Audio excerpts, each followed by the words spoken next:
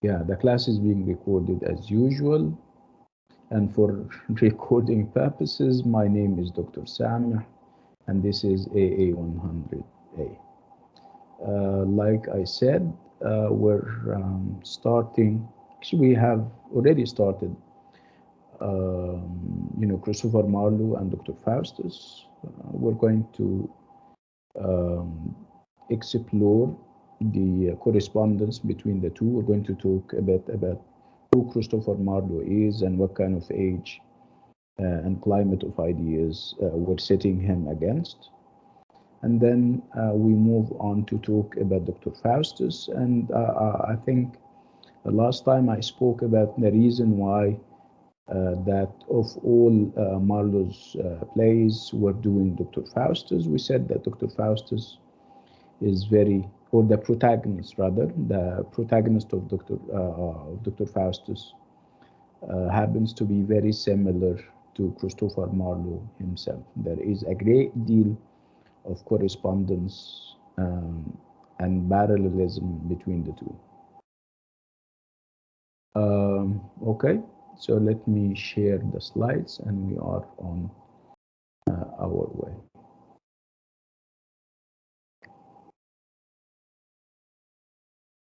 Like I said, towards the end of the class, I would like to be reminded of the updated, course assessment plan. I would like to share information about just that, inshallah. Okay, so it's Reputations. Still, the book is titled Reputations, and under Reputations, we're doing book 1, chapter 2, Christopher Marlowe and Dr. Faustus. Spoke last time about the reasons why, not the reasons, I mean the aims of the chapter. What is it that we want you to take away when you finish the chapter? Again, it's close reading that we are targeting. Close reading, in very simple terms, would be to conduct a very close analysis of a piece of literature. It's a piece or a part of a whole. The whole would be a play, and the piece would be like part of a scene, for example. If we're talking about a novel, so we're talking about part of a chapter in a novel. If the same would apply to short stories.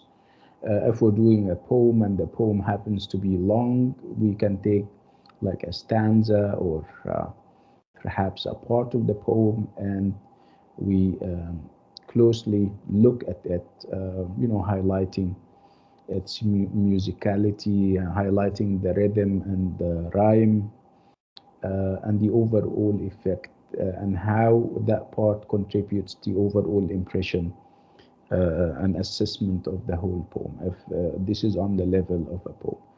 On the level of a play, like I said, close reading would mean that you have part of a scene, a few lines. You need to kind of set the context for them. You need to tell where they took place in the play, and what ideas do they invoke, and what backgrounds, I mean, social, political, and otherwise, do they link up to. We'll talk about close reading in a bit, and we may even kind of schedule a workshop on that. Again, we'll talk about Dr. Faustus, the play, and when we talk about Dr. Faustus, we'll talk about genres and what kind of genre Dr. Faustus happens to be, and the sub-genres involved. If it's a play, this is a genre in and of itself. If it's a tragedy, this is a subgenre under the big genre that we call play. We'll talk about genres when we do Dr. Faustus. Again, we'll talk about the themes and the ideas involved. And then obviously, You don't just read. We're not reading plays for the sake of reading plays. We read plays because they expose us to the ideas that were widespread at the time. So there is always this link between whatever is historical and whatever is creative. Historical means that we will read the play historically, and we're going to set the historical context, the connections between Dr. Faustus and the historical period in which it was written. And we're going to also read the play biographically. Biographically means that we're going, from time to time, we're going to go and check the affinities and similarities between Dr. Faustus and Christopher Marlowe, the author. Again, like I said, one big reason it is Dr. Faustus and not the other plays by Marlowe would be that there is a great deal of parallels. There is a great deal of correspondence between Dr. Faustus and Christopher Marlowe himself. Again, we shouldn't be losing sight of the overall theme of the whole chapter. The whole chapter is reputations, and this is what we're after. Why people get famous and how. And when we talk about being famous, we also talk about being infamous, which is obviously the opposite. Infamous means that you're famous, but in a negative way. And for a substantial part of his life, Christopher Marlowe was famous in a negative way. He was infamous because of, like we said, because of his character, the fact that he wouldn't, he would challenge lots of the accepted ideas of the time. He would challenge religious ideas. He would, lots of the orthodoxies came under attack by him, as we are going to see. Again, it's reputation that we're after. Again, the focus here is on Christopher Marlowe and his reputation, and the text, Dr. Faustus, his text or his play will be also discussed because of how similar the biographies of the two people are. Dr. Faustus, the creation, and Christopher Marlowe, the creator.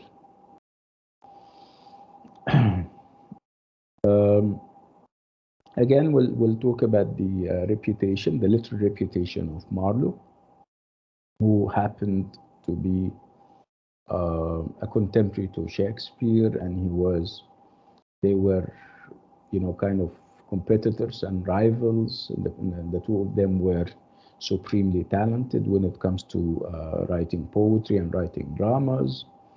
The only difference is that Marlowe died very untimely and very young.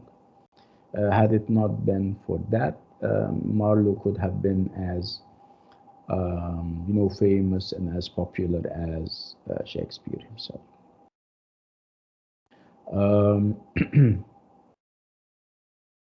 We'll again talk about Dr. Faustus, one of his best-known plays, and we're going to discuss a number of features and aspects in the play. And again, one big skill or skills that we're going to kind of hone together and develop would be analysis and the interpretation of literary texts. Okay, so a bit about Christopher Marlowe. Like I said, Christopher Marlowe lived in the late 16th century and the early 17th century, and he was a contemporary to Shakespeare, and the two of them had this kind of rivalry or competition. They both produced dramas, and their dramas were very much acknowledged at the time. You know, Shakespeare was a typical dramatist who is focused on producing plays and writing poetry and nothing else, obviously. While Christopher Marlowe has a troubled career, the fact that um, he was rebellious. His nature was rebellious. He used to challenge lots of the accepted ideas of the time, especially when it comes to religion and politics, and that would kind of land him into trouble more often than not. So, like we said, Marlowe lived a very short and exceptionally turbulent life. Turbulent means that there were lots of um, ups and downs when it comes to his political engagements, his engagement with society. He was very noisy in the sense that there had been lots of uh, kind of um, give and take between him and the authorities. He would,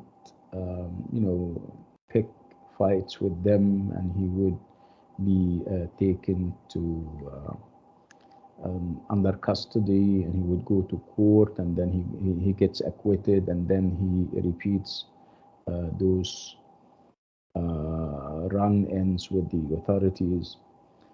He was a different kind of literary talent.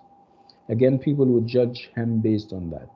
They would leave behind his talent and focus on his personal private life and how he used to lead a turbulent kind of life, picking fights with every one. Again, lots of people said that he had a penchant for violence and law breaking. The fact that he used to challenge everything. Again, what perhaps back those claims up would be the fact that he did die at a very young age, at the age of 29, and his death was mysterious. Mysterious in the sense that he was stabbed in the back, he was killed in a tavern or in a pub.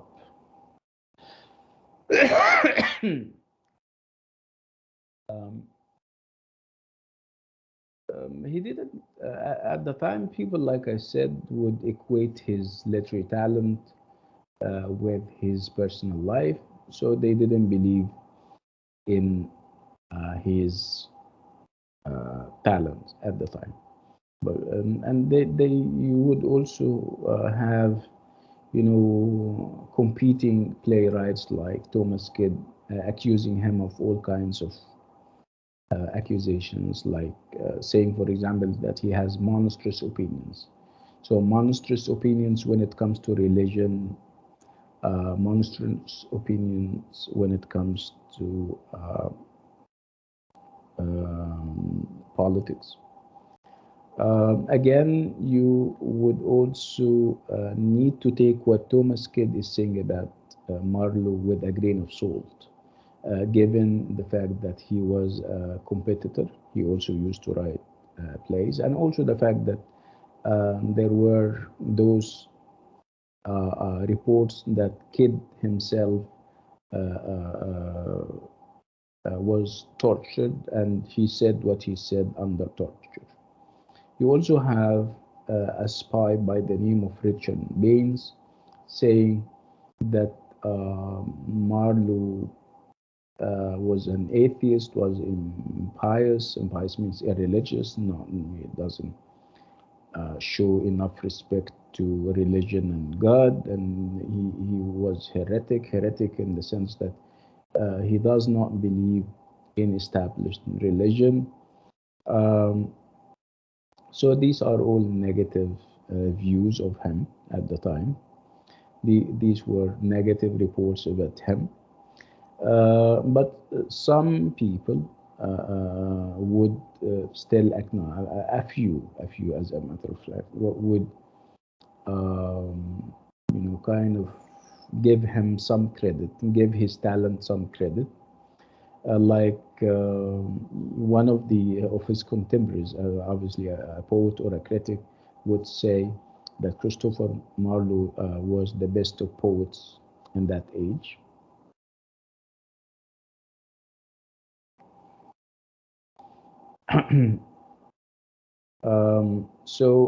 That trend of looking at Marlowe as a rule breaker, as a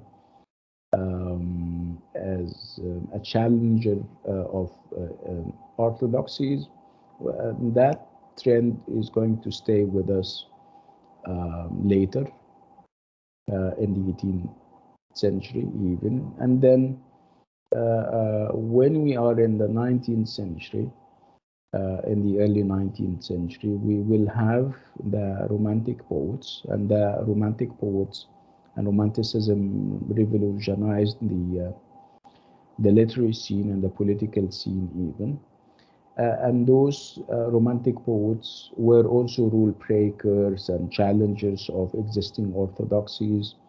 So they started to kind of look at the literary history of England in fresh eyes, and they started to give recognition to people who were denied those recognitions down through the ages.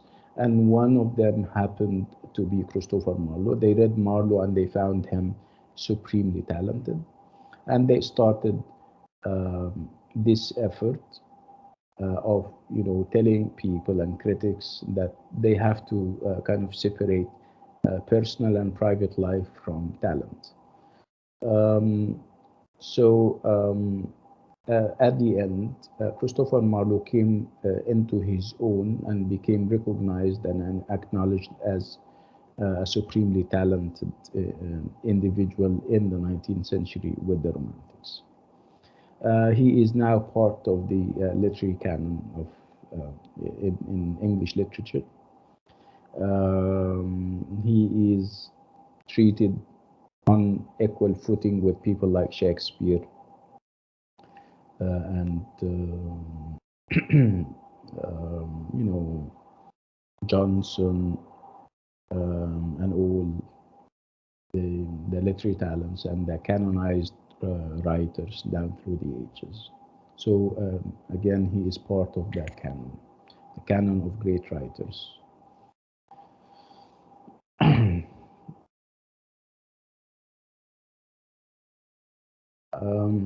Okay, so like we said, Dr. Faustus happens to be one of his most famous plays. And the choice of the play to be a representation in this chapter is not without good reasons. The fact that there is a great deal of similarities between Dr. Faustus and Christopher Marlowe. What's the idea of Dr. Faustus? What is happening with Dr. Faustus? Dr. Faustus um, in the play is going to sell his soul to the devil. And there is obviously going to be a price for that. The price would be that he will enjoy 24 years of absolute everything, absolute power, absolute pleasure, and absolute knowledge. Again, what's the correspondence here between Dr. Faustus and Christopher Marlowe? It would be the idea that Dr. Faustus at one point would challenge established religion, would challenge the mercy and grace of God. He would lose hope. He would also try things that religion and God, you know, would dictate us not to try, like magic, for example. Conjuring up magic in established religion like Christianity is a no. So Dr. Faustus is going to conjure up magic. He's going to have this pact or deal with the devil, and these are obviously things that God and established religion wouldn't condone. So Marlowe was like that. Marlowe was also a challenger of established religion. He had those quoted saying about Christ and his mom. He challenged religion on different levels. He was supremely uh, ambitious. He wanted to. He believed that man shouldn't be stopped at any time and should be limitless. He believed in man as opposed to God, and he believes that men and people should be, I mean, their potential should be unleashed. And this is, of course, is a Renaissance idea, is part of this humanistic enterprise that was widespread at the time, where man will eventually be a replacement of God. Um, like I told you last time, the plot itself and the storyline is not original, because it's taken from a German work, and the German work has a title, the History of the Damnable Life and Deserved Death of Dr. John Faustus. This was an English translation of a German book about an actual historical figure who did as much as Dr. Faustus in Christopher Marlowe's play did in terms of questioning and challenging established religion, conjuring up magic, going against the dictates of established religion, and all these kinds of things. Some people may say, why? Why, of all the stories and the plots, why would Marlowe, kind of recreate a play about a character like this? Why, of all the stories, he would choose somebody who is going against the dictates of religion and the dictates of God? And the answer is not far to seek. It's simply because Marlowe himself was rebellious. Marlowe himself was against established religion. Marlowe himself was a challenger of established orders. He believes, he used to believe in the absolute uh, power of man. He was a promoter of um, man as opposed to God, man, capital M, as opposed to God. Again, one or another good reason why he would go all the way to German literature and have a storyline or a plot from there would be the fact that he is escaping the authorities. He wants to talk about ideas that are relatable to himself, uh, uh, um, and at the same time, he does not want people to persecute him. Persecute means that to hunt him down, saying that you are blasphemous, you are, fighting established ideas, you are heretical, you are, an atheist. He doesn't want the authorities to tell him that or to persecute and take him to prison on account of that. That's why he would use a foreign plot, so that when they ask him, he would simply say, "No, this is not my own invention. It is I have taken the plot from German culture and literature." Um, Again, I mean, the play became a sensation because obviously this was the time This was the Renaissance, where liberal ideas started to form, started to kind of spread. So this was yeah, a very suitable time for those ideas, humanistic ideas, to be, I mean, to kind of spread across the continent.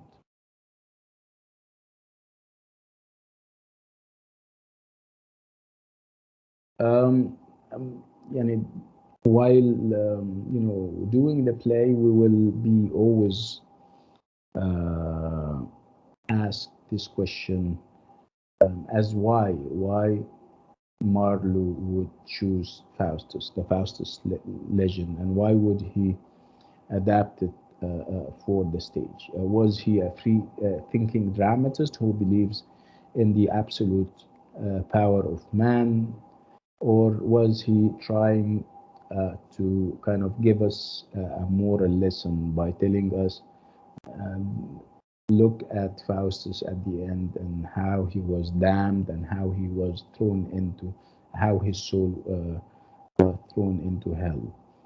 Perhaps this is a cautionary tale. I mean, he's doing that in order to caution and warn people against rebelling against God, thinking of going beyond established religion and the established dictates of religion.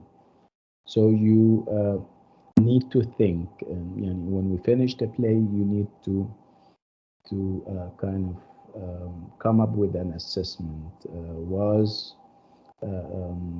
Marlowe a free-thinking dramatist, a liberal dramatist who believes that man should go beyond his station in life? Remember, we spoke about the idea of the chain of being, the fact that everyone has a place on the chain. We spoke about the idea of established order. If you are, you occupy, as a human being, you occupy a certain place, which is a middle place. You have God on top, you have the angels after that, and then human beings, and then you have plants, until you go all the way down to dust and rocks and stone. So you occupy, as a human being, you occupy a middle ground. So what happens if you try to go up? So going up means that you're trying to become an angel, or you try to become another god. Obviously, this is not accepted, right? And this is perhaps in the moral interpretation of the play. Some people are giving Christopher Marlowe the benefit of the doubt, and they are saying, no, far from it. He is not the free-thinking dramatist that some people are saying he is. He is not trying to promote atheistic ideas.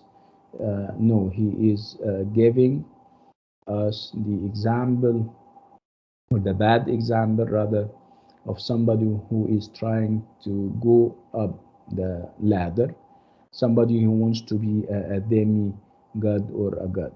Is that acceptable? No. He is giving us his destiny at the end, how he was thrown into hell as a lesson, as a price for the transgressions that he made. So again, one of the interesting questions to ask about Dr. Faustus is whether the play seems to strengthen or undermine the long-standing view of Marlowe as a maverick artist, and we will return to this question, yeah, by the end of the chapter.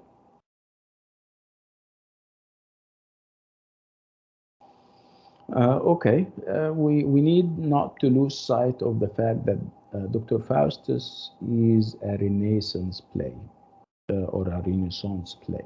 A Renaissance play means that you need to look at the play technically and also from the point of view of ideas and messages. So technically, the play is a Renaissance play in the sense that it is a tragedy. And with tragedies, you have this concept of tragedy, where you normally in a tragedy, which is a kind of play, you have the spectacle of an exceptional character, somebody who is very exceptional, who is almost perfect, but somehow he has a flaw or a weakness within his character, and this flaw or weakness prompts him to make a number of deadly errors, and he dies tragically at the end due to those deadly errors. So this is the technical part of the label Renaissance play. Again, what is it that we need from these kinds of plays? What is it that the audience or members of the audience are going to get? Of course, I told you that the tragic hero is normally, or the protagonist is is noble, is almost perfect, but he has a flaw. So when he dies, at the end you feel pity for this kind of exceptional character, because he is a human being after all, and we are human beings. You are fearful of the fact that maybe at one point you can be in his position and you can have the same challenges, and you may also fall tragically like him. So this is the pity part of the story, the fact that you feel pity for him because of his humanity and everything. And you feel fearful, like I told you, because who knows, perhaps you may also have weaknesses that would bring about your downfall as a human being, because we are all fallible human. Fallible means that we can make errors. We're not perfect. So this is the technical part of it. This is the tragedy, and tragedies are normally written in blank verse. And blank verse is this kind of verse or this kind of poetry that normally does not require of the writer or the dramatist to use rhymes. The focus would be on the rhythm, and the focus would be on the internal music of the lines, and also on the nuggets of wisdom and the idioms that the dramatist coins as the play proceeds.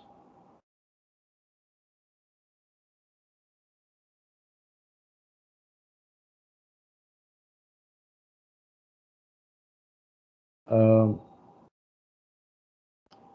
when we spoke about the play as a Renaissance play, we spoke about the technical part being a tragedy. There is also the other part, which is the ideas and the messages that the play promotes.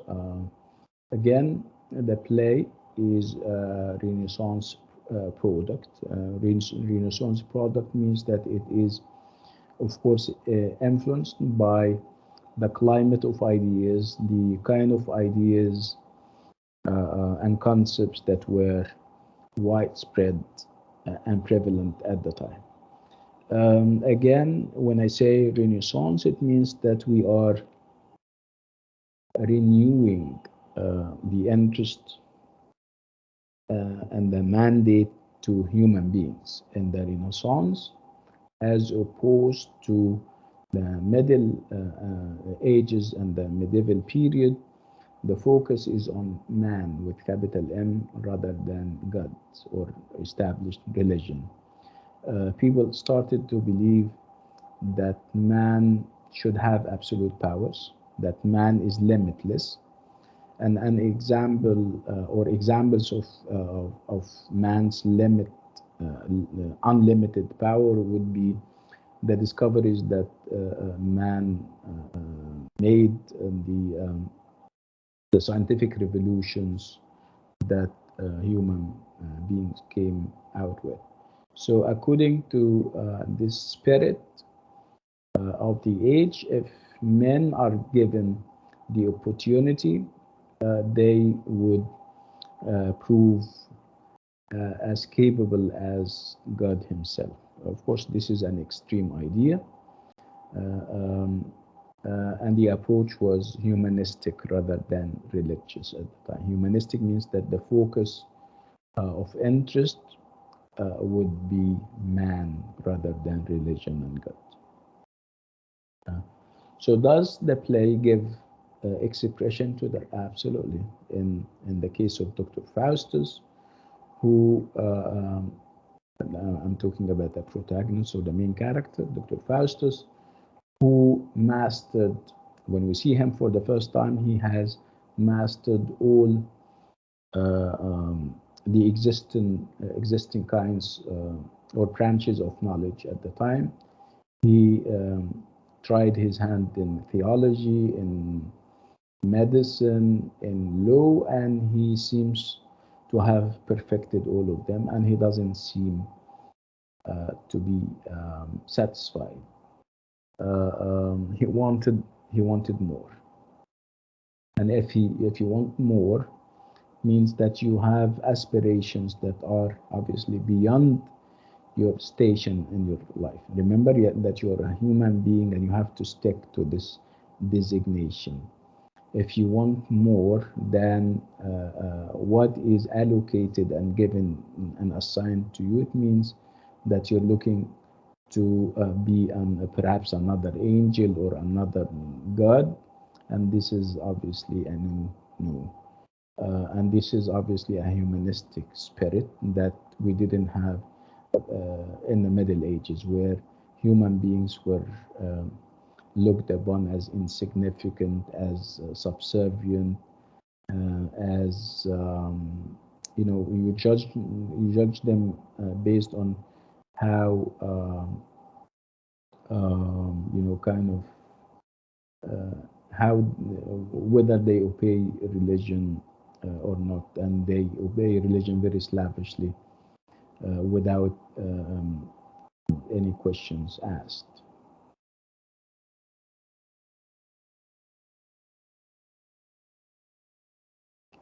Um, Again, the play has also an element that would link it to the Middle Ages or the remnants of the Middle Ages in the Renaissance period, which is the morality play. People are kind of divided as whether Dr. Faustus is a tragedy or a morality play.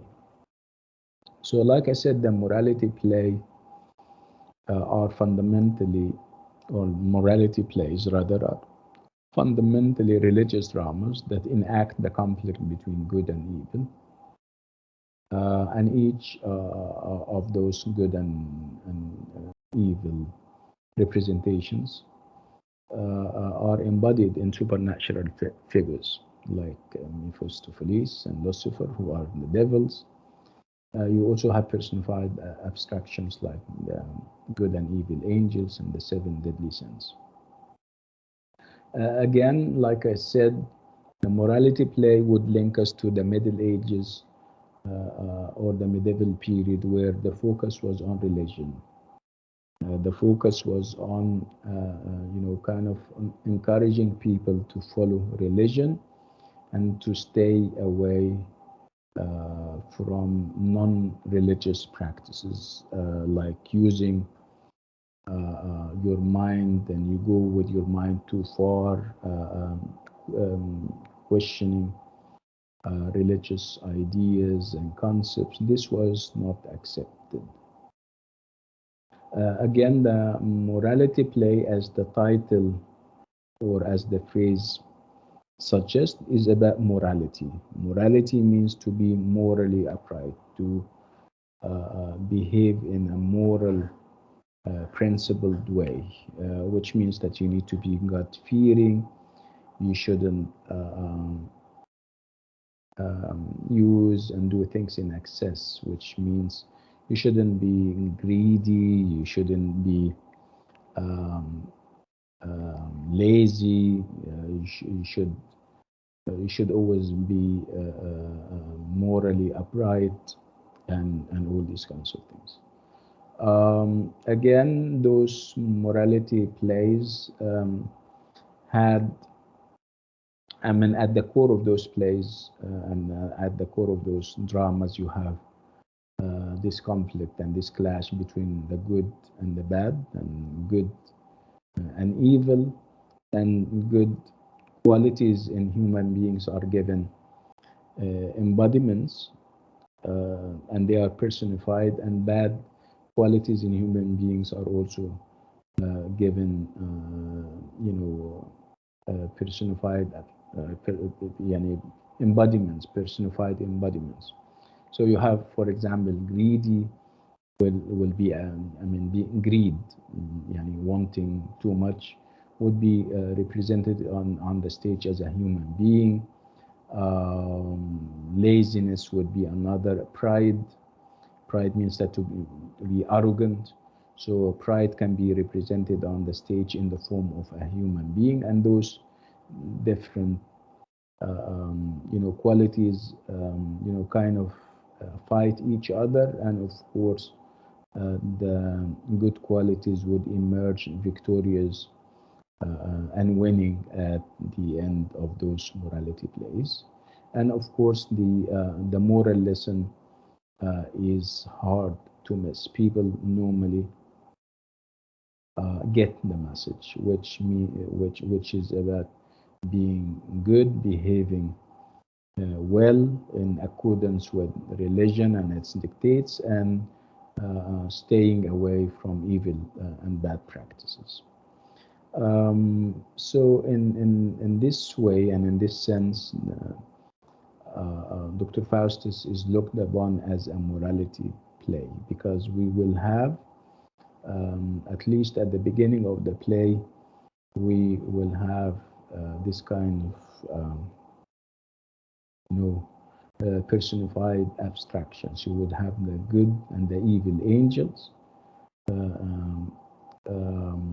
kind of fighting over the soul of Dr. Faustus.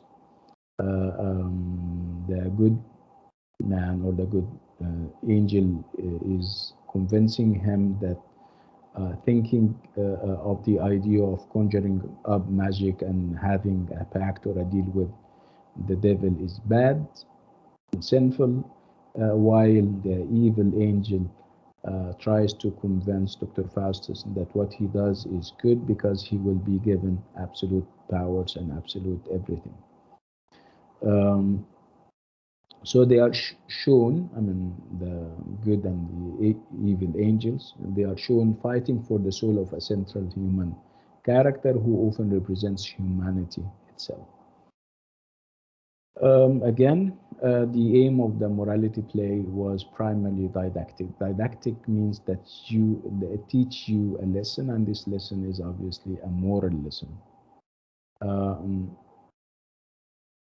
Again, it's all about leading a good Christian life, which means that you're going to follow religion and its dictates, and shun and avoid evil practices.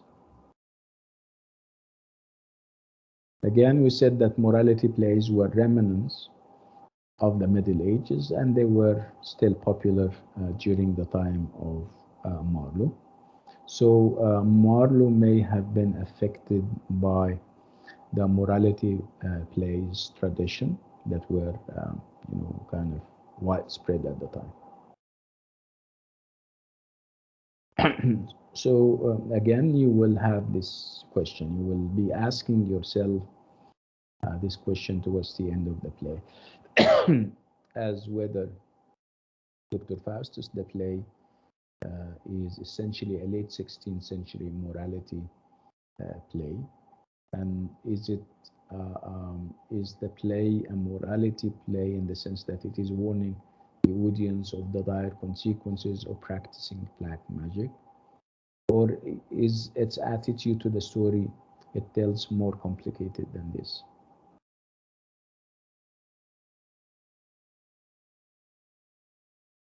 Okay. Um, what is excuse me? What is not reality play, Dr. Faustus, and what may kind of link it to another genre, which is the tragedy. The tradition of the tragedy would be the fact that we have a prologue and we have an epilogue and we have chorus. So what's a prologue? A prologue is some kind of introduction to the play where you normally have a number of characters, a group of characters, and we call them, we're very liberal in using the word characters because the word character would mean that this character at one point would walk into the play and speak with his own voice, one single character. With a chorus, you have a group of characters who move together, talk in one voice. So there is nothing individual, there is nothing singular about the chorus. So you normally have the prologue in a tragedy, and the prologue, like I said, is when you have the chorus, those group and this group of characters who speak in one voice, and they walk into the play, and in the prologue they give us the story, and they also give us their assessment of what happens in the story.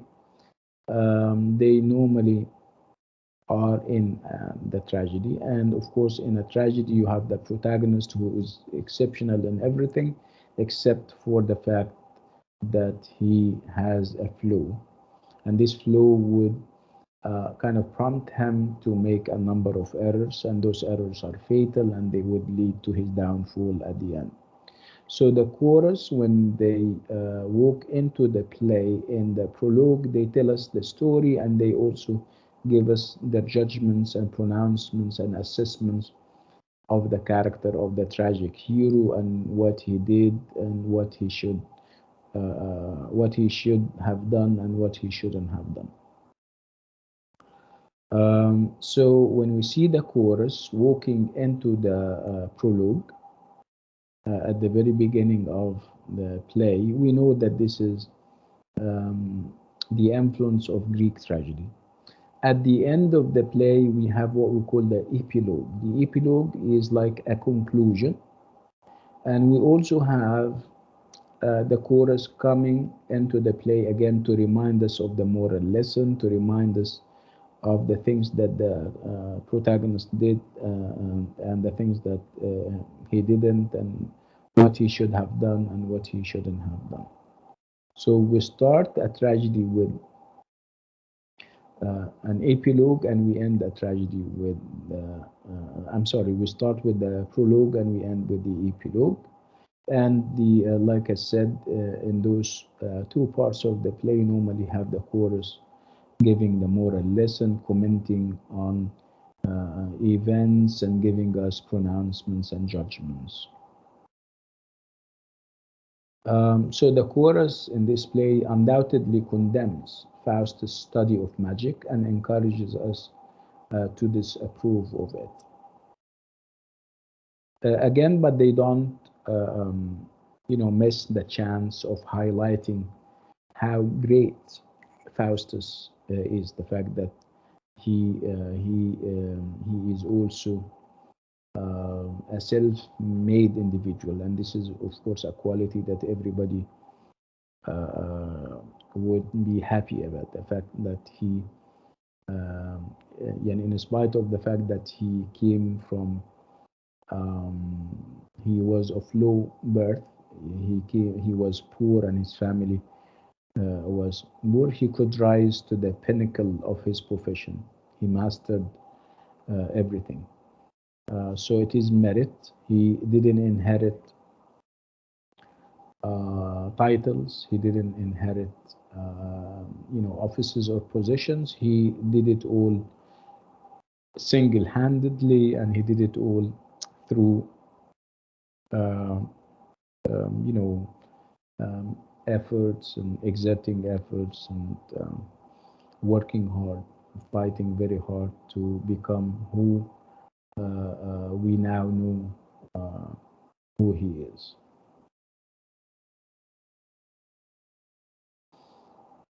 So when you look at the last 18 lines of the prologue, and when the tone of the speech changes in line 20, the chorus says not just that Faustus is full of intellectual pride and arrogance, but that he is swollen with it. Again, it is true that at one point they would appreciate the fact that he came from a poor family and he made it big in the world of science and in the world of knowledge, but they also highlight the fact that Faustus was full of intellectual pride. He became very arrogant, he became very proud of his knowledge, and to the extent that he is swollen with it. Of course, swollen means that when when your body gets hurt and you have a swell. Swell means part of the surface becomes it stands out and becomes big and it becomes full of things. So this is also their impression of Faustus. It is true that they appreciate his hard work, but they don't appreciate the fact that he is now taking pride in what he achieved. Because taking pride in what he achieved means that he's not going to humble down and he's going to ask for more, and asking for more would be a recipe for disaster in our case, because he will not rest until he gets more, and getting more means that he has to go beyond his assigned position in life. His assigned position in life has it that he stays a human being, but he wants more than what human beings aspire for. He wants to be another God. He wants to have supreme powers, and obviously this is only possible for the angels and for God. And if you are thinking and contemplating these things, this is of course very troublesome, and it may land you in trouble, which it did. Of course, using words like swollen and other words would remind us and alert us to the fact that this is a play written in verse, where there is going to be a great deal of similes and metaphors, comparisons using like in the case of similes, or not using likes in the case of metaphors. When I say that he was another God, obviously this is a metaphor. When I say he acted like a god, this is a simile. So you'll have figurative language, you will have similes and metaphors all over the place, and that would what would give the beauty to the play.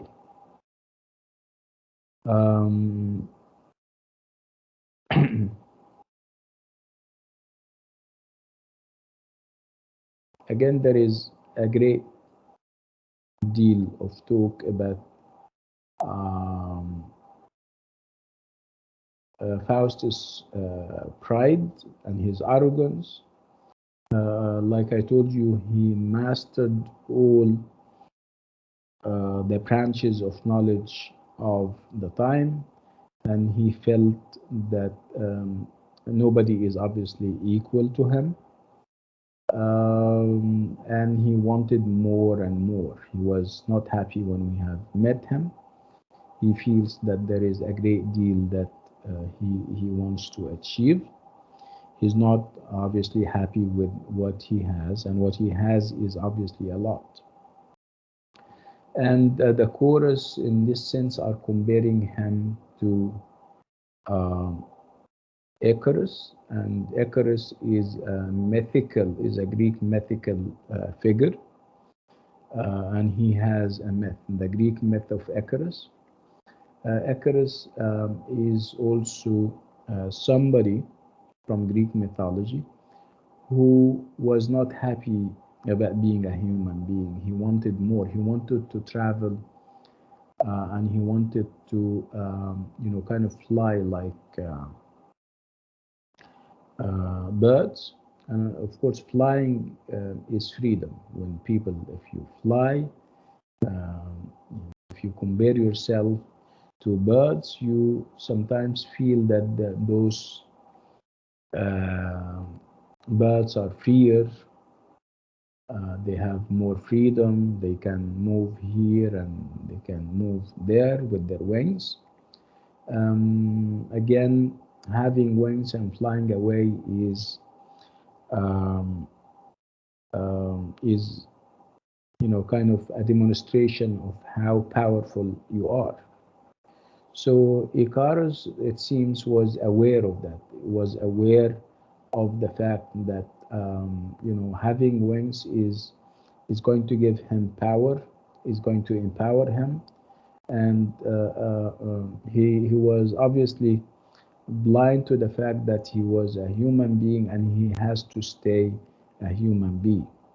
And thinking of having wings and flying like birds is not good, because this is going against the dictates of religion, and religion tells you that you have um, been assigned a place in life and you shouldn't go beyond it.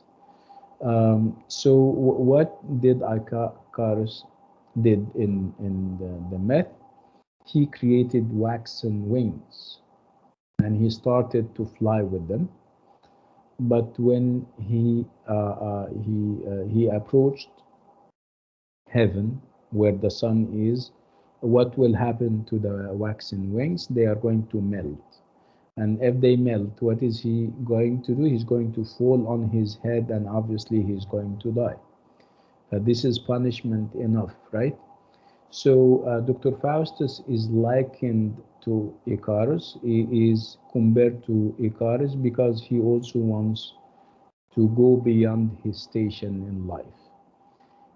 He's obviously not using waxen wings like Icarus, but he is using magic.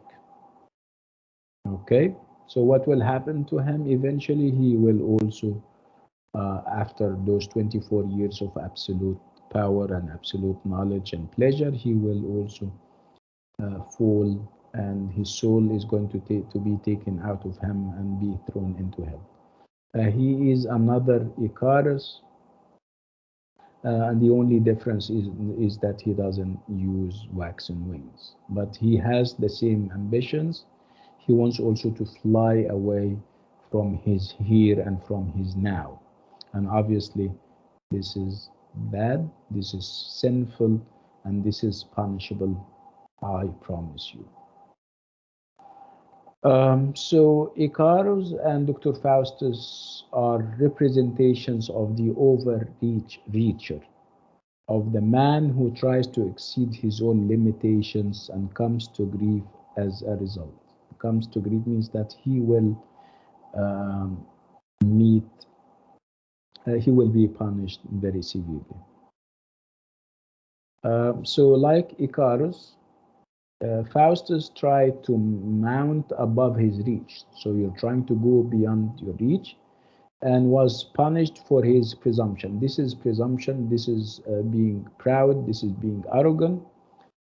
And of course, heavens and God conspired his overthrow. Overthrow means that he will have to eventually fall down tragically. So, whereas Icarus' pride seems to be self-destructive, Faustus sparks the intervention of a deity who conspires to destroy him. Again, when we talk about Icarus, this was the time before the invention and before the appearance of religions. So Icarus' pride was self-destructive. But with Faustus, we are talking about Christianity, we're talking about established religion where we have a deity or a god. So it seems that he got destroyed by God for his transgression and for his violation of the rules of engagement, religious as they are.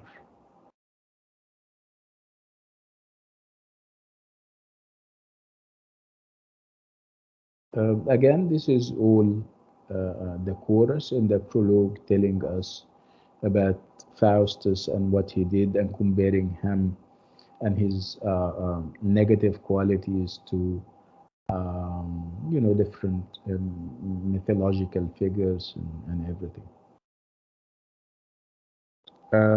Again, the focus would be on intellectual curiosity and intellectual pride.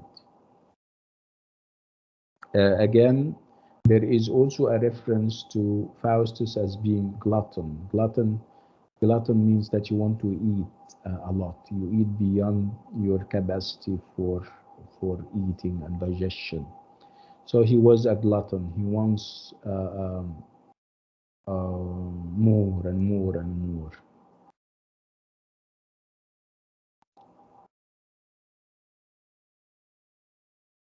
So Faustus, as you can see, and as given by the chorus, is somebody who has immoderate appetite. He has appetite, an appetite for everything, for knowledge, for power, and obviously this appetite is insatiable. Insatiable, nothing can kind of fill it or meet it or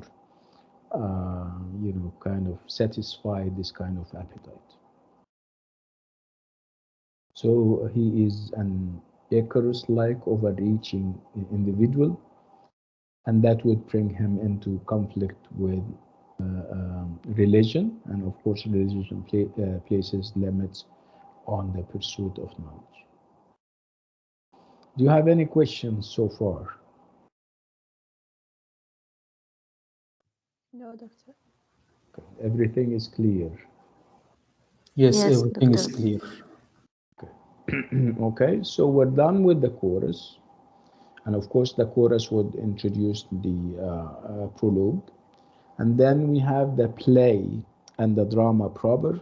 And we're going to have Faustus' first speech. So Faustus' first speech, how much do we know about Faustus now? Obviously, we know a lot. Is all what we know about Faustus positive? What do you think?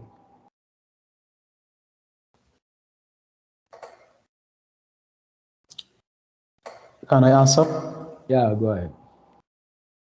I think he's negative Yeah.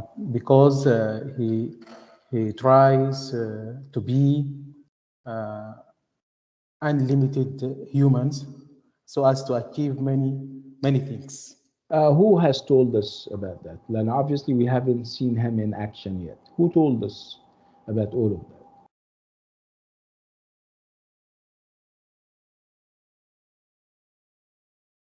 The chorus. The chorus, absolutely, the chorus, yes. The chorus. Okay. Okay. Remember, that would link Dr. Faustus, the play, to what kind of genre? Remember, we spoke about morality plays, and we also spoke about tragedies. So far, what have we seen? Do we have, is it more of a morality play or a tragedy? I think it is morality. Morality play, because the chorus is trying to warn us against also going beyond our limited station in life, right? The chorus is stressing the fact that we are limited and we shouldn't aspire beyond that, right? Okay. So now we're going to see Faustus and in action. Obviously, the previous part was all reporting about him. We're going to see him and then judge for ourselves. So this is a speech that he is giving, and the speech is given on the stage when Faustus is alone. When you have a character alone on the stage and he talks to himself, this is called a soliloquy. So a soliloquy is a speech in which a dramatic character alone on the stage expresses his or her thoughts, feelings, and motives. And otherwise, we wouldn't know about what goes inside him, right? So the soliloquy is this invented, method, dramatic method or tool that would allow us access into the inner side of the character. You get to know about this guy's thoughts, feelings, and motives through the soliloquy. When we meet Faustus, he is going to engage in a soliloquy.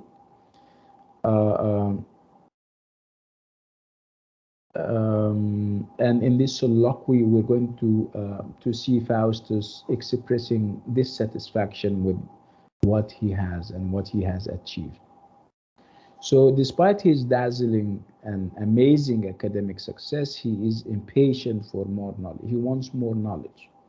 Again, this is what the soliloquy reveals about him, that he is not happy.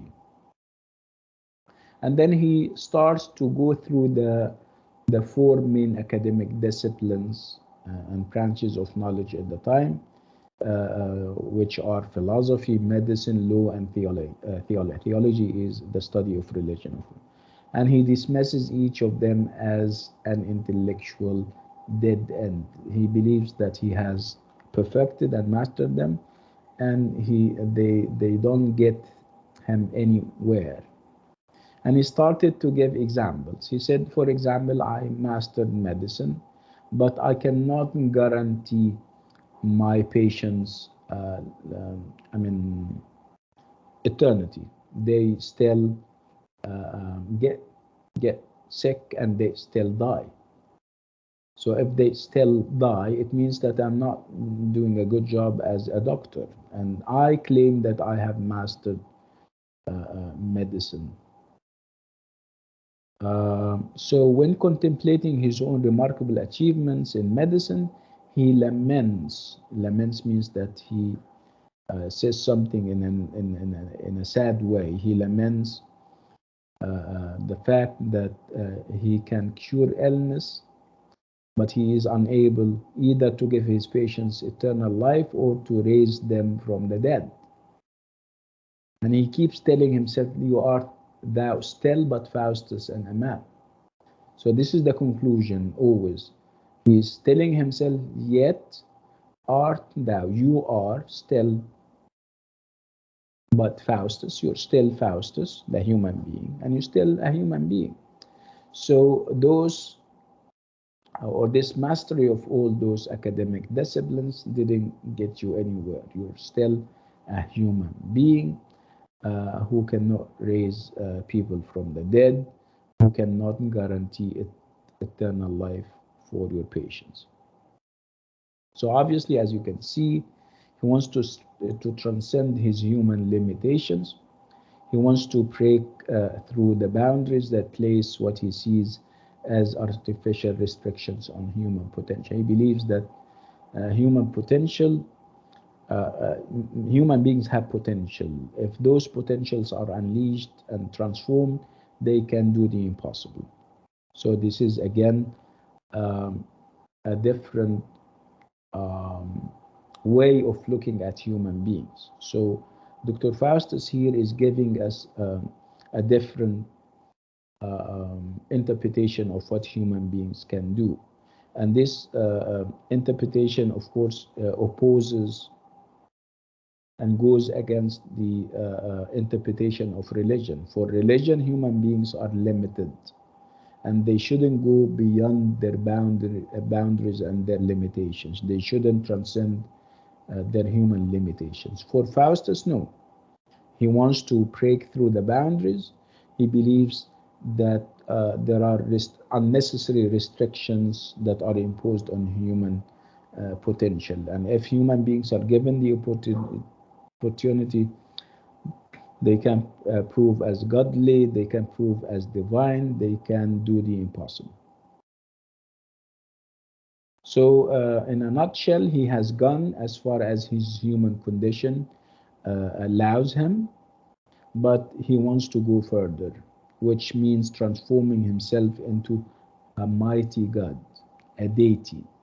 And obviously this is something that religion and God will be against, and this is something that only magic can enable him to realize.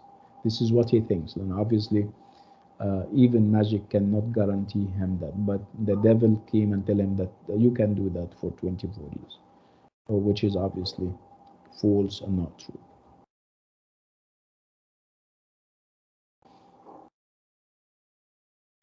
Again, we need not to lose sight that Faustus, by saying and by doing what he says and what he does, he is not alone in that. He lived in a climate of ideas that promotes that. Remember that we're talking about the Renaissance with its humanistic program and enterprise that says that human beings should be limitless. Human beings, if given the opportunity, can do the impossible. They can be other deities and other gods.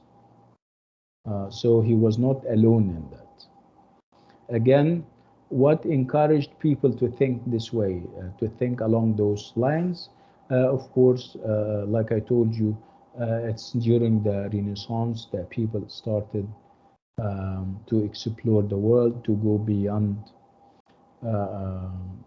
their physical and geographical limits. They would go to North America and discover it. They would discover things in science. They would expand trade routes, and they start to colonize the Americas. They would start new technologies like the technology of printing. So with those achievements, people started to kind of believe, to have absolute belief in themselves. They believed that they could do everything possible and impossible.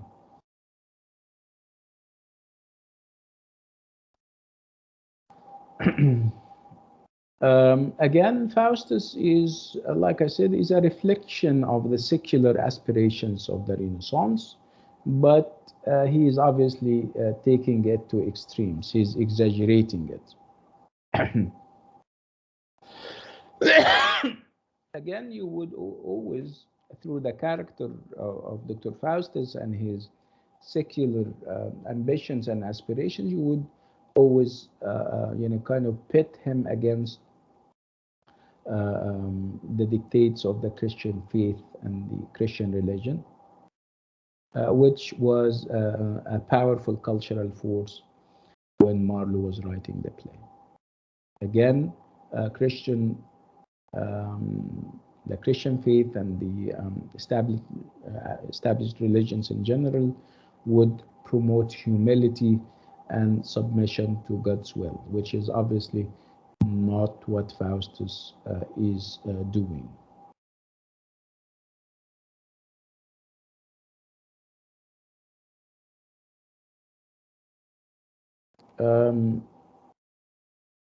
After he finishes his first speech, which took the form of a soliloquy, you will have the good and evil angels.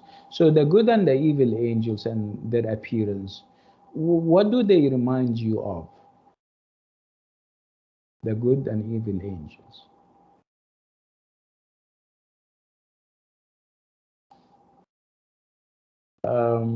Remember, we said the chorus and the prologue and the epilogue would remind us of Greek tragedy, right? What other dramatic form did we have or do we have in the play?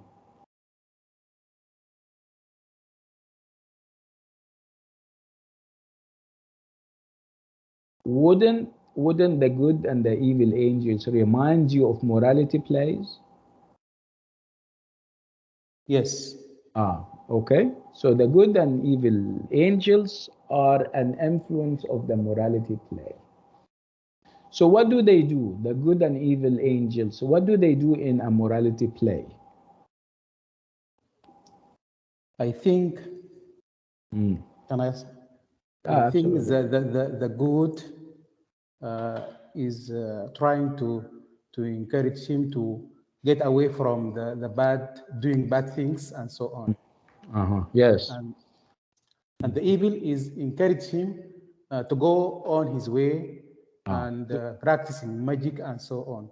So the evil angel or angel would try to tempt him. You know, Yes. temptation.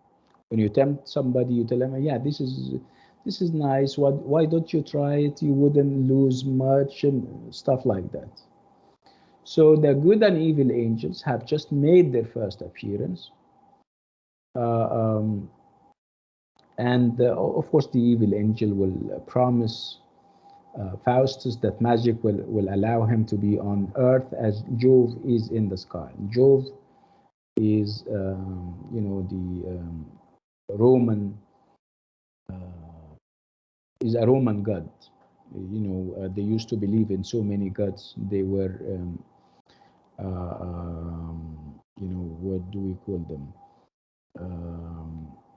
They believed in I mean, every aspect of life had a god in ancient Greek and Greece and in ancient Rome. So Jove happens to be Zeus in ancient Greece, and the god of the gods.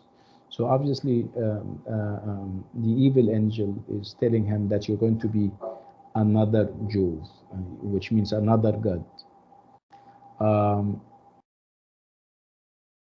and obviously, Faustus is toying with the idea. He likes the idea.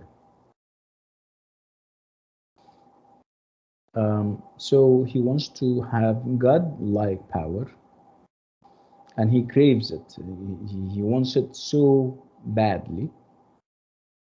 Um, so what else is he promised? He is promised gold and precious jewels. Again, who is going to guarantee and secure that? It would be uh, uh, the magical spirits that we will have. We will have pleasant fruits and princely dictates or delicacies. See, he wants um, physical and material pleasures. So he is more or less like the child who wants this and that.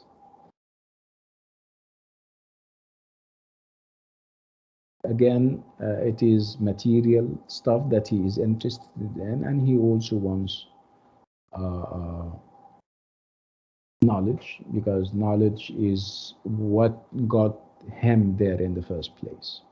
He wanted to resolve all the ambiguities and to answer all the questions, and also to read strange philosophy. He wants to even overturn the university dress code by filling the universities with silk, wherewith the students shall be bravely clad.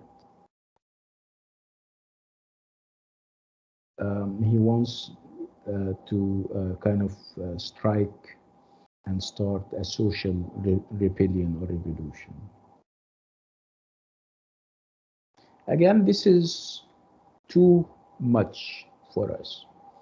This is very heavy-handed, right? As readers and as members of the audience, I mean, having talk about, going beyond your limits and not being happy with what you have. This is serious stuff. And we cannot stay serious for 5 long acts in a play. So that's why in tragedies, especially, you have what we call comic relief scenes. You have comic scenes. In those comic scenes, you have something light-hearted that can take your focus away momentarily and for a while, for a short while, from the seriousness of what you have read or what you have watched. Sometimes in tragedies you have killing and you have bloodshed. So from time to time you would have a dramatist who is introducing comic reliefs. Comic reliefs means that he wants to relieve you of the tension that you have been exposed to for so long.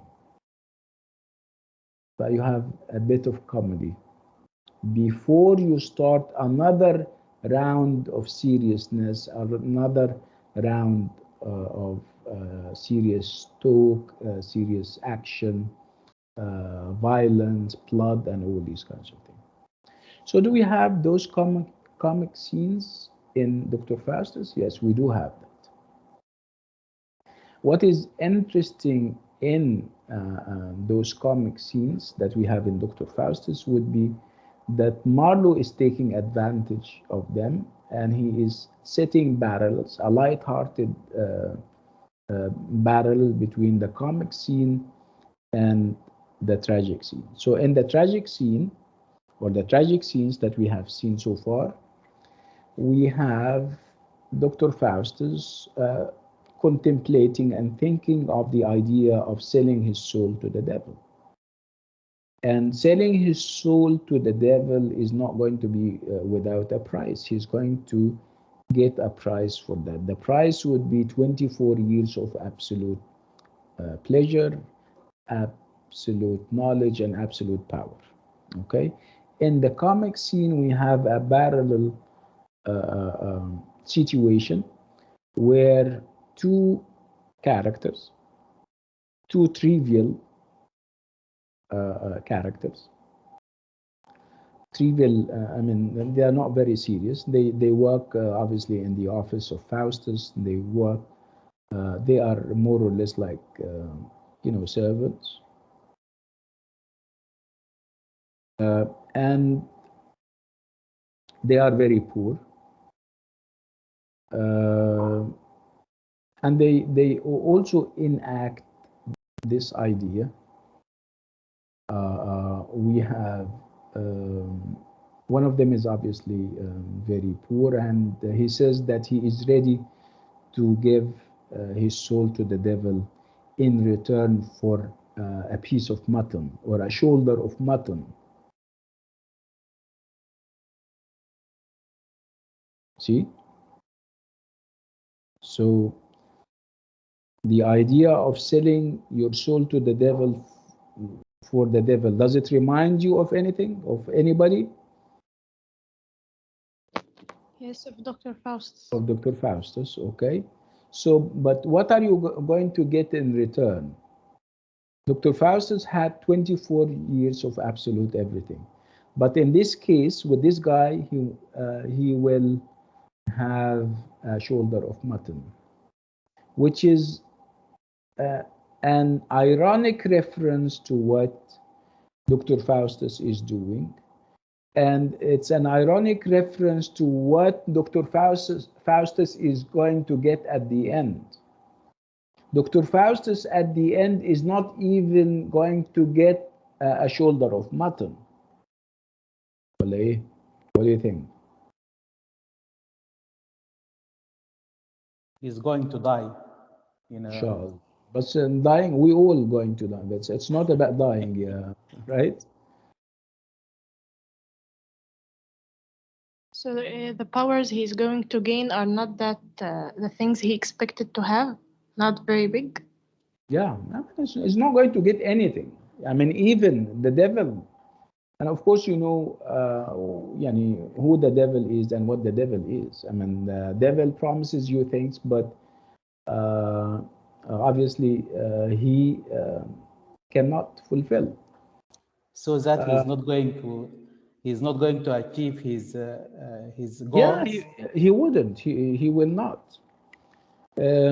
He's going to be reduced to a mere clown. If a royal family wants to amuse themselves or entertain themselves, they would call for him. They would say, listen, go and get us Dr. Faustus to play magical tricks. See, is that what he wanted? To play and to practice pranks and magical tricks? No. See what he wanted and what he got? He wants There is beyond. obvious. Yes, Yeah. he wants to control the world. Would he be able to control the world? No, he wouldn't, right? Would No, he? of course. Would he? Remember, he was not happy. He said that I am a great doctor, medical doctor, but I cannot raise the dead. I cannot guarantee eternity for my patients, right? Do you think he would be able to do that when he gets this magic power? No. No, No. he wouldn't. Okay, if you cannot get what you had sold your soul for, what's the use? What's the point? Right?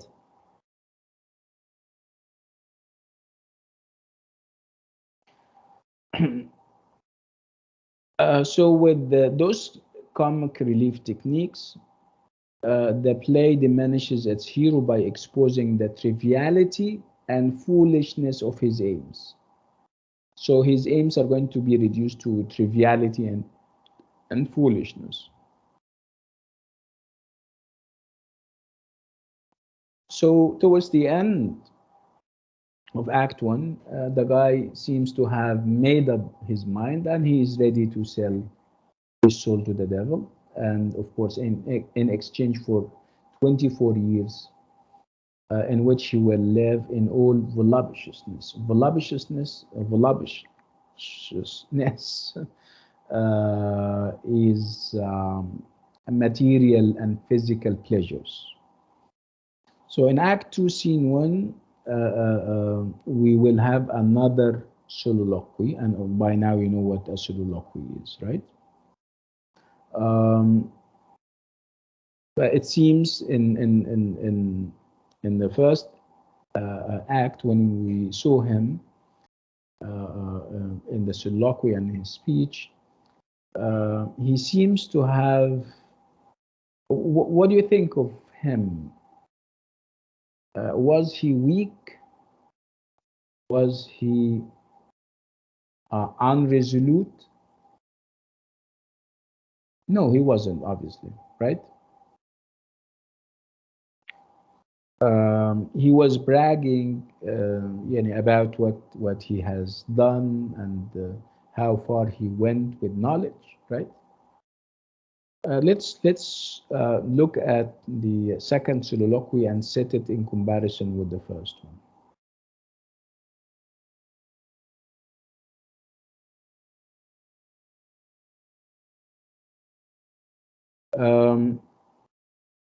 Again, the second soliloquy shows us Faustus, who is now full of self-doubt and inner division. He doesn't know what course of action to take.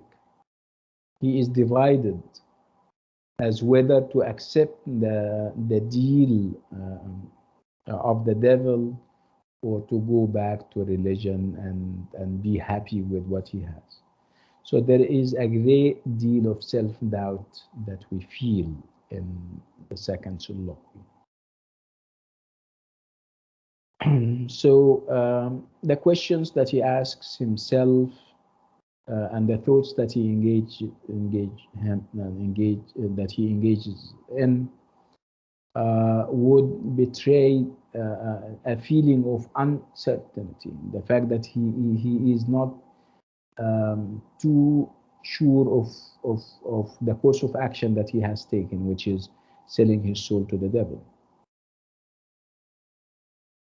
And he starts to say, I have taken the decision. Why do I think of God or heaven? He is obviously blaming himself for still thinking of God and heaven. He says, if I have to do, I have to do it. And he's trying to tell his own conscience to obviously stop blaming him for giving up God and for giving up heaven. And then he starts to have a number of orders. He's ordering himself a series of commands, like say, away with such vain fancies and despair. Despair in God and trust in Beelzebub. Now go not backward. No, Faustus, be resolute. See, he's confronting himself. He says, stop thinking about God and about religion and start to despair in God and trust in Beelzebub. Beelzebub is, of course, the devil. And he says, don't go back. You have you have made up your mind and you shouldn't go back on that. Be resolute. This is serious. You have decided and you have promised and you have to keep your promise. So he's ordering himself not to backtrack. And he's ordering himself not to waver. Waver means to go back and think and then go back and think. No, he says this is too much and that shouldn't happen. And then you have another thought. He says, abjure this magic and turn to God again. So you have those qualms of conscience. He's wavering. Should I go to the devil or should I go back to God? So as you can see, this is self-doubt. This is irresoluteness, the fact that he's not resolute. He hasn't fully made up his mind. And this is, of course, very tormenting, right? When you have those conflicting thoughts. So it seems that Faustus is wrestling with his own conscience. So he clearly feels the urge to repent. But, obviously, for some reason, he cannot. Why? Why doesn't he repent?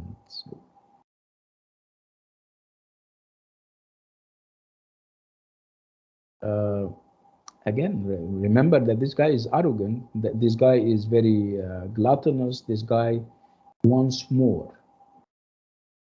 He don't want to look as if he has done something wrong in front of himself. Obviously, he wants he wants everything. He wants absolute power. He wants absolute knowledge and everything, and he wants to obey God.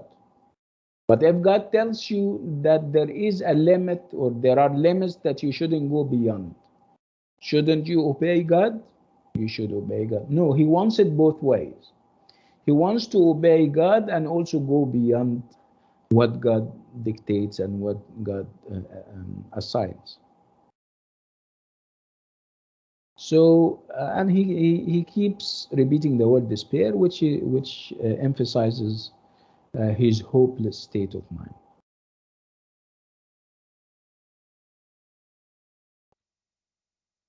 And then he starts to come up with excuses. He says, I cannot guarantee heaven. If I go back on what I am doing, I may not be saved by God. Eventually, If I obey God, and if I do good deeds and I become God-fearing, I cannot guarantee heaven still. Why is he saying that? This is obviously giving up hope, right? And this is obviously showing what? Distrust, showing lack of confidence in God, showing Weakness of um, I still remember this ayah which says what? Those who despair and give up hope in religion and God. Remember this ayah, this very small ayah? If somebody can help us. Sometimes in dire situations, you sometimes give up hope and you believe that God wouldn't be there to help you out. It will come to me perhaps later. So the problem here is that he says that, okay, I'll go back on my pact and my deal with the devil, but who can guarantee me heaven? And who can guarantee that I will be saved eventually when I die? And in this case, he is also reflecting an ideology and a religious philosophy that was widespread at the time. There was this, a branch of religion that was called Calvinism, and this was obviously part of Protestantism. Protestantism is a branch of Christianity that, of course, relatively new if you compare it to Catholicism. Catholicism was all in all, and we'll take this the difference between Protestantism and Catholicism when we go to the second book. There is a great deal that we will talk about. So anyway, at the time, one of the ideas that was widespread at the time was the idea, what the Calvinistic idea, that no matter how hard you try, in terms of religion, in terms of obeying God, doing good deeds, giving alms, you still need God's grace, rahmah. You cannot go into heaven, you cannot go to paradise unless you have God's grace or rahmat Rabbana. So it's not about the deeds that you do. This is Calvin saying that it's not about how good you are in life. It's not about how benevolent and how generous and how merciful you are in life. No, it's not about that. You still need God and His grace. And Calvin even took it to extremes by saying that it's only a selected few who will go to heaven, will go to paradise. Again, who decides? It's God. So by showing despair and by showing doubt, by doubting God and whether he will be saved or not, Dr. Faustus is obviously voicing a concern that everybody had at the time. So you try your hard, you do everything, and you still you're not sure of whether this is going to be accepted and whether you'll be given access to heaven or not. Are you getting the idea? Yes. yes. Okay, so Calvin and his ideas were, of course, in opposition to the traditional view of salvation as something that an individual could earn by living a virtuous Christian life. So Calvinism argued that salvation is entirely God's gift rather than the result of any human effort. Are you getting the idea?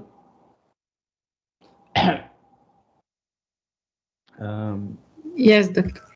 Okay, good.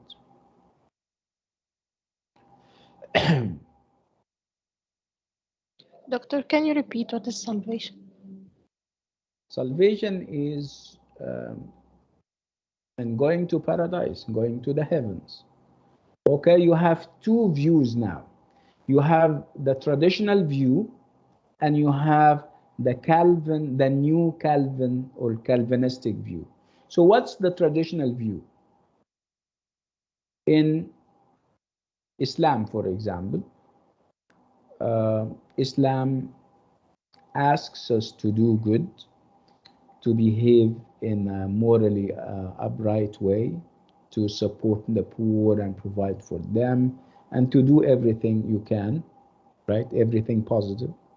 And that can not guarantee you, that can help you go to paradise, right? And of course, that would be shared by other religions.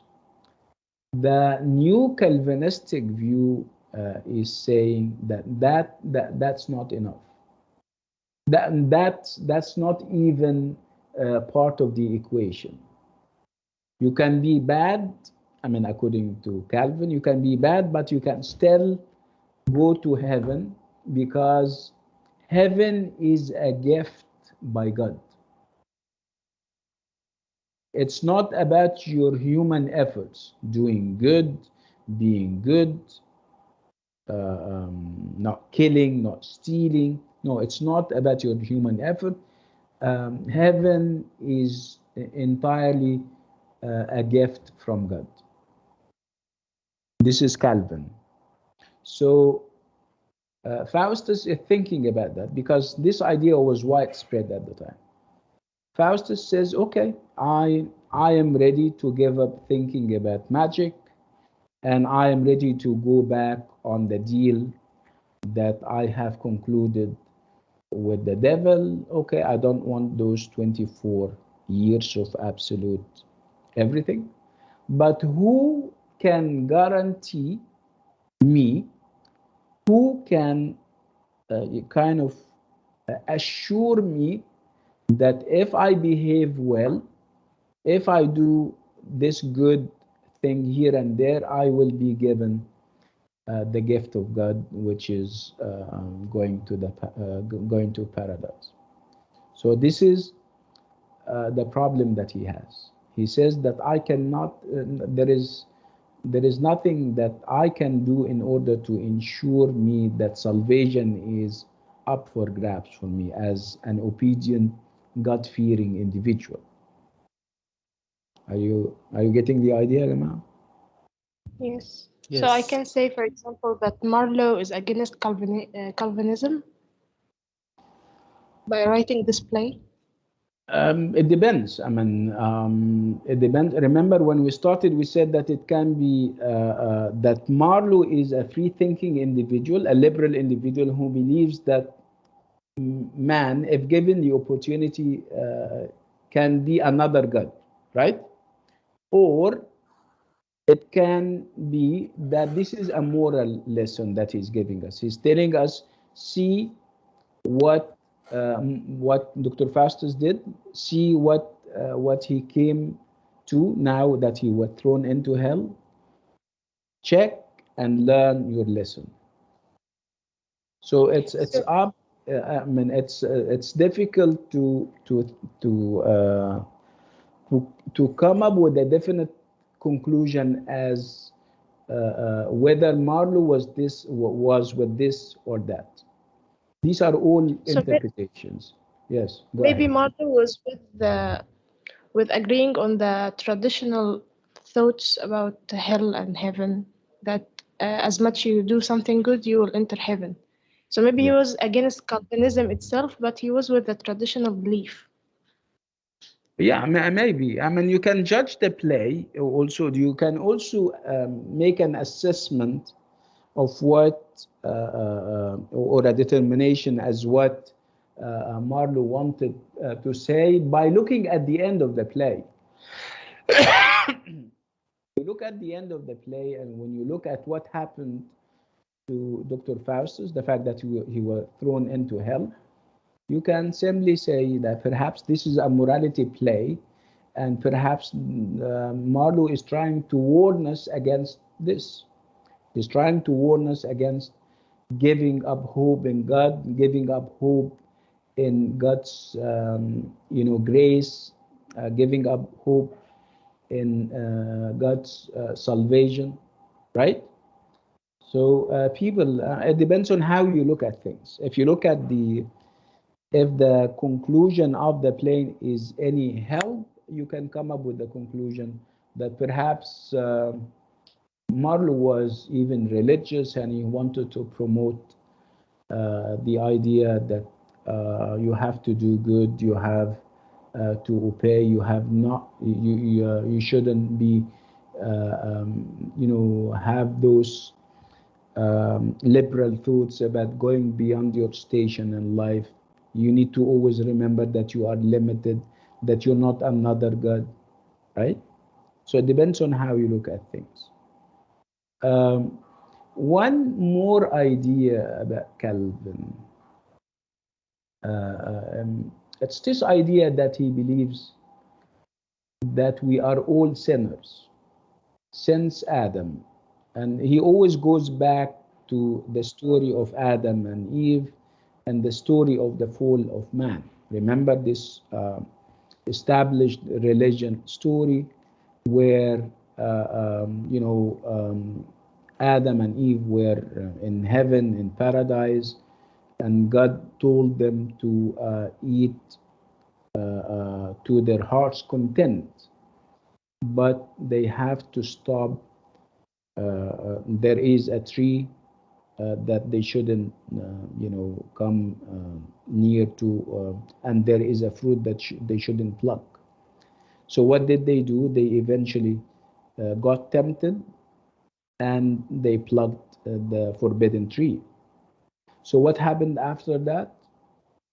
They they were thrown into earth again. So they were in heaven, and they would have enjoyed heaven indefinitely or endlessly, right?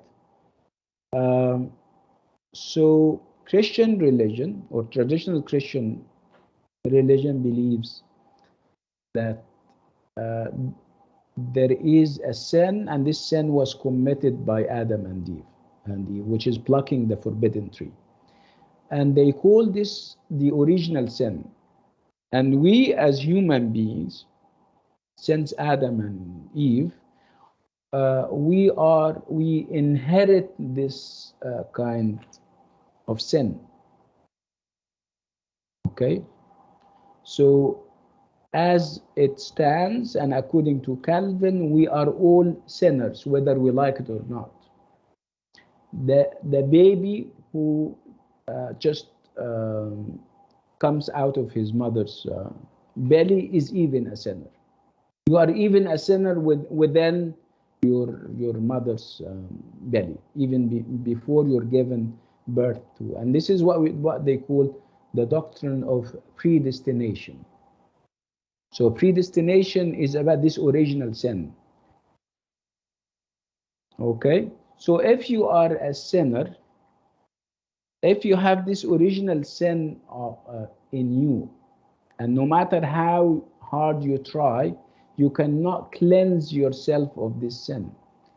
So what is left for you? What kind of feelings would you have? I haven't committed any sin, and you're telling me that you are a sinner because you are you inherited the sin from Adam and Eve. What kind of feelings would you have? sadness. Maybe that. Yeah, you're going to be frustrated and sad. Maybe What anger. else? You would be upset and angry. This will make the person do anything he thinks would Yeah, please because it's him. yeah, but obviously it's a done deal, like they say. You can there is nothing you can do to cleanse yourself of this sin, right? Wouldn't that sometimes lead you to despair?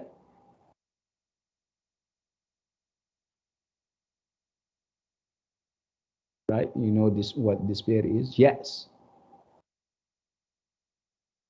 Yes. Right? I remember part of the ayah which يعني لا تقنطوا من رحمة الله. صح? Something like that, along those lines. Yes. Yeah. Oh, yes, doctor. Yeah, this is part of the Calvinistic project or enterprise. Calvin and his followers believe that no matter how hard you try, you are a sinner. Okay, so it seems that Calvinism itself is trying to support the liberal ideas by taking it in the religious way, for example.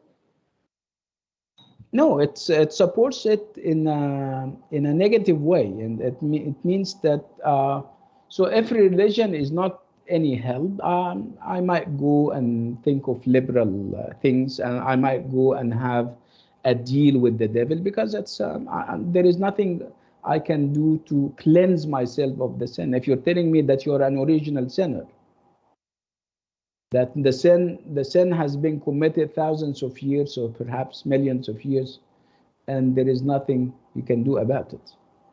So the only thing that you can do is that you pray to God so that God can absolve you of the sin. But according to Calvin, you never know whether God is going to choose whether you're going to be on the list or not. See how pessimistic that is?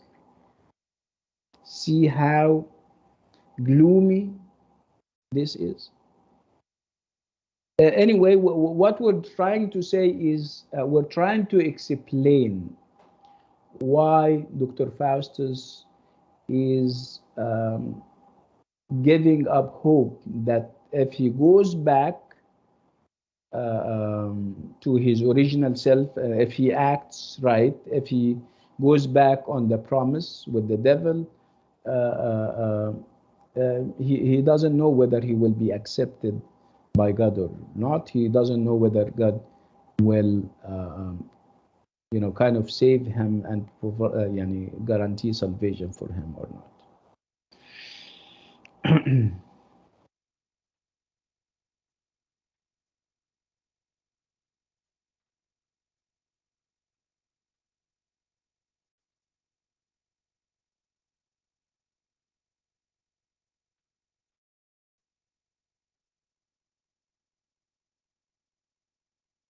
So this doctrine, the Calvinist doctrine, provoked a sense of powerlessness and anxious fear about their spiritual destiny. I mean, they don't know. They are very powerless. There is nothing they can do.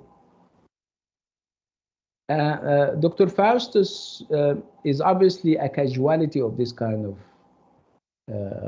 attitude or Calvinistic attitude.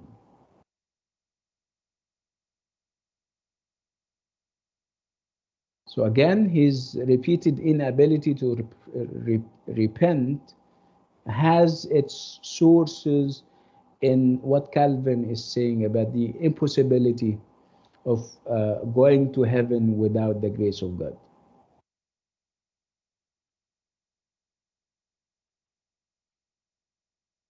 So as you can see, Faustus cannot bring himself to believe that God favors him and has granted him salvation.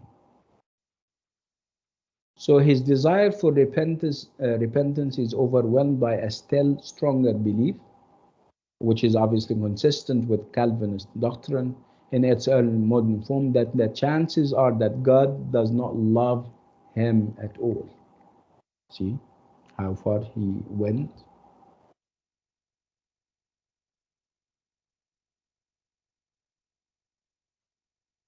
Okay, I think I'll have to stop on this note. Do you have any questions? Everyone? No, doctor, thank you. I wanted to, I think next Tuesday is a holiday, right? It's a public holiday. Yes. Yes. Okay. So I think we need to meet before Tuesday. So can we meet before Tuesday? Yes. Yeah, Me, yes. I think we can.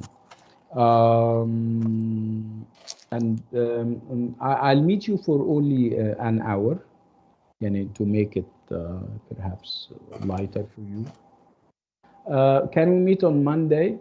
Monday at I have a class that will finish at 2. I think I can take you from 2 to 3. How about that? Monday, 2 to 3, everyone? Yes, doctor. Yes, yes. It's suitable. Yes, no problem. طيب ممتاز. If you have a group, if you have a WhatsApp group, I would like you to tell everybody else, those who are not here. Doctor, the new assessment schedule. Yes. Okay, let me. Doctor, I have a class at 2 to 3, 2 to 4 at Monday. Can we make it on Sunday? Yeah, can we make it on Sunday? The Also, same. Sunday is suitable also. Right. Yes, Sunday, yes, no problem. Yeah, Sunday from 2 to 3.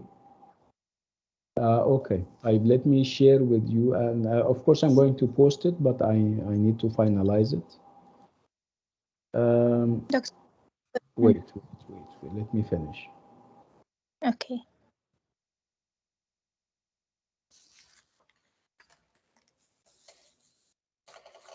Can you see that? Yes. So this is the new assessment. I'll post it on the LMS perhaps by 4 o'clock today. So quiz 1, we need to think also of, I think we'll also have to do quiz 1 on either Sunday or Monday, because the rest of the week is off.